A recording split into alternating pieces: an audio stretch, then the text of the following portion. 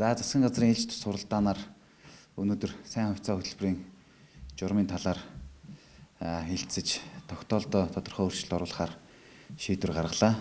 За энэ шийдвэрийн хүрээнд бол одоо зарим нэг хэвлэл мэдээллийн хэрэгслүүдээр яриад байгаа шиг энэ сайн хувьцаа хөтөлбөрөөр одоо улсын төсөвд ямар нэгэн байдлаар дарамт учруулах, за ямар нэгэн байдлаар хууль зөрчих ийм одоо зүйлүүд байхгүй гэдгийг юун төрөнд мэдээлмээр байна. Би тэгээ журамдаа тодорхой өөрчлөлт орууллаа. За бас нэгэн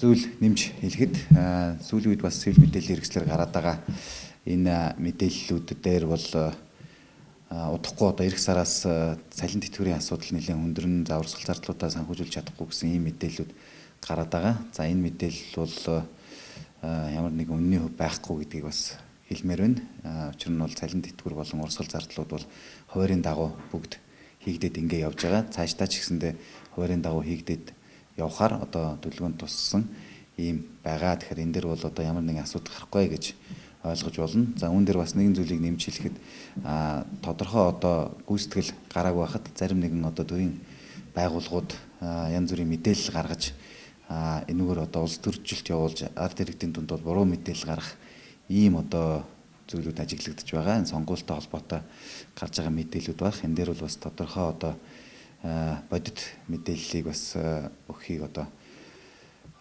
хэвлэл мэдээллийн хэрэгслүүдээс хүсэж байна.